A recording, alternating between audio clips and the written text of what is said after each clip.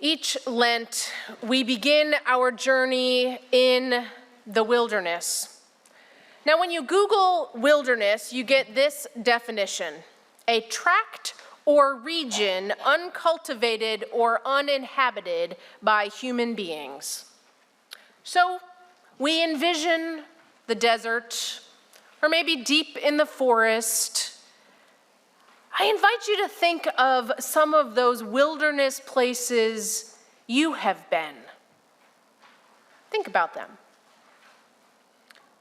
Perhaps it was a trip to a national park where you were off the beaten path, able to be surrounded by nature. Or perhaps one of those winter days here in San Diego where you go to the beach and pretty much no one else is there except for the gulls and the crashing waves. Or maybe the desert, where you've been driving through and you pull the car over to use the restroom and you can just look out and see nothing but desert. These are sort of those warm, fuzzy moments of wilderness where we experience peace, where we stand in awe. But all of these wilderness experiences have nothing on the story that Dina just read for us today. Jesus is led out into the wilderness right after his baptism, and we hear that he spends 40 days and nights fasting and praying. Now you remember, and I tell you this every time we hear the word 40 in the Bible, it is Bible code for really, really, really long time, okay? And it is also one of those numbers that connects us with the season of Lent. We just talked with the kids, how many days is Lent? 40 days, not counting Sundays, exactly. So there's a reason why this season of Lent is 40 days long. Now, as much as those earlier recollections of wilderness connect us to those warm, fuzzy, this story of wilderness sounds anything but warm and fuzzy. Jesus is out there so long that he is tempted. He's tempted by food. Remember, the story tells us he's been fasting. If it's an actual 40 days, that's a really long time. If it's some code for a long time, I mean, even one day without food would make me feeling tempted by food, right? Jesus is tempted by pride, by the promise of more. He's tempted by power. That sounds kind of familiar. Perhaps we have been tempted, not necessarily in the wilderness by pride and power, but tempted nonetheless. But this tempting scene makes wilderness sound far less inviting. This wilderness sounds pretty isolating, pretty scary, pretty gut-wrenching. And yet, this is the wilderness that we are invited into in Lent. It's not much of a surprise to me that we are not as excited about this as we are about our chocolate Advent calendars.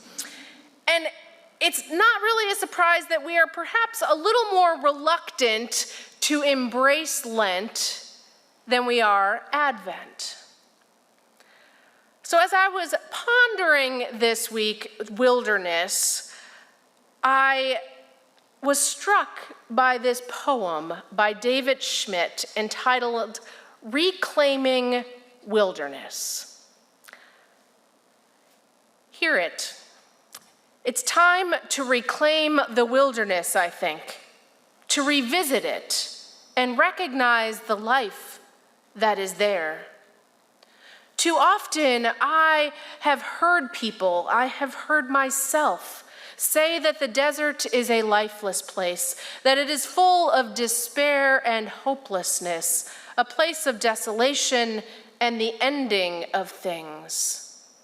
But when I sit there, when I pause from my everyday life and just sit there, I find it teeming with life, filled to overflowing with little mysteries I might otherwise overlook.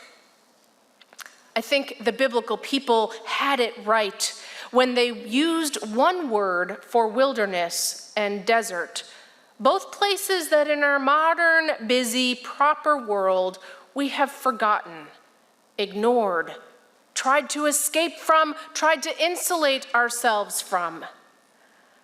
But it's time we revisited them, for like the dark of night, there is so much life to be found there, and hope and newness. It is in the night, in the desert, in the wilderness, when I can let go of me, that I can truly grab hold of the one who made me. Friends, that is the point of Lent. A chance where we can let go of that to which we cling, be it sweets or fried food or selfishness or pride, and grab hold of God. Now, if we know our Bible stories, we know that later on in Jesus' ministry, he teaches his disciples and us to pray. And part of that prayer says, "Lead us not into temptation, but deliver us from evil." We say those words every week when we are here together. And these words speak to the heart of that wilderness experience. God, lead us not into temptation. Deliver us from evil. Help us instead to cling to you, God. Help us instead to be led in love. Help us instead to follow Jesus. So this season of Lent, here's to embracing wilderness. Sure, you can embrace the warm fuzzies and go sit outside, that's great. But the wilderness that we are led into, that emotional space of wilderness. For when we settle into there, we just might find there is joy and hope glimmering. And we just might find opportunities to encounter our God. May it be so this Lent and always. Amen.